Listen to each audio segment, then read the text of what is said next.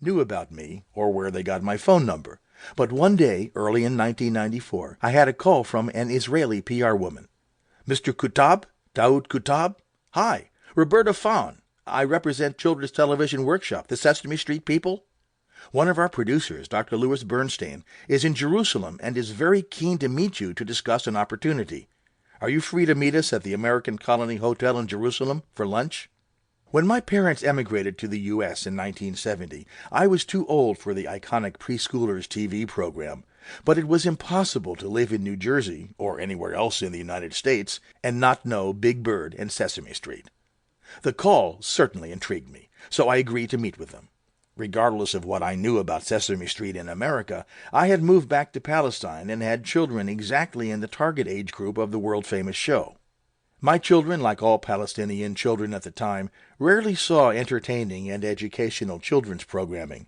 Neither of the two television channels that we had access to at the time, Jordan TV and Israeli TV, provided any age-appropriate programming, leaving us to use VHS tapes of Western children's shows, which they simply watched over and over and over. So, for sure, I was excited to hear whatever this Dr. Bernstein wanted to talk about, maybe even television programming for our children, but I was also worried about the politics. I readied myself as I arrived at the American Colony, a popular, accessible spot for meetings between Palestinians, Israelis, and foreigners in Jerusalem. I found it funny to meet at the luxury hotel to talk about Big Bird and Sesame Street when I knew how closely the hotel was connected with the Oslo Accords. It was here that the initial phase of the secret negotiations took place in 1992. As a regular visitor to the colony, I was greeted by some of the Palestinian waiters on my way to one of the blue and white tiled-top metal tables in the courtyard. To the sound of the water fountain, Roberta Fawn introduced me to a representative from Israel Educational Television and a bearded American man, Dr. Louis Bernstein.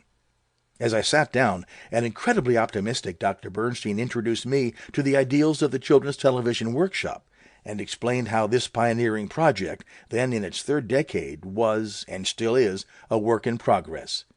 He shared the Sesame Street story, how Jim Henson, Joan Cooney, and others had attempted to harness the power of television to provide underprivileged children in the U.S. with some basic preschool education.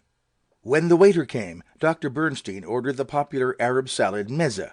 I later found out that, as a devout Jew, he orders salads whenever he is unsure if the food is kosher.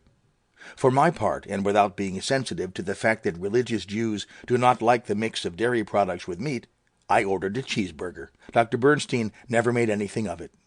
On my recommendation, we shared a picture of Palestine's popular limon banana, lemonade made from fresh lemons and crushed mint. As we broke bread, Dr. Bernstein insisted, "Please, call me Louis." Louis punctuated his presentation with jokes and anecdotes as he enthused about how the workshop provided so much more than just cognitive skills.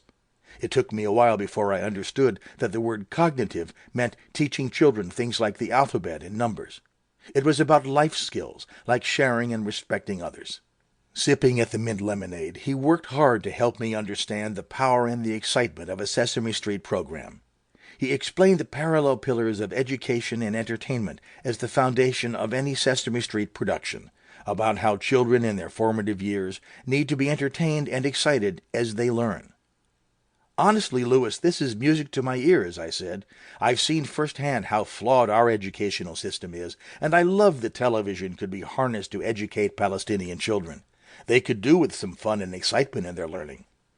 As he spoke, my mind often wandered to my own children. Tamara, 9, Bishara, 6, and Tanya, 4, who, along with their friends and school children across Palestine, would benefit greatly from such an exciting television program. This was all like a dream come true. The whole reason I had gotten into television in the first place was to educate and inform and highlight the Palestinian narrative, and it looked like this would tick a lot of boxes. But the next words out of his mouth brought those dreams crashing back down again. "We're proposing a regional version of Sesame Street. It will attempt something much more ambitious than anything we've done before, something to coincide with what's happening here politically, the Oslo Accords and all that. This is a region in change, and we want to help children deal with that change. We want a production that could bring together Israelis and Palestinians working towards mutual respect and tolerance." Israel Educational TV wants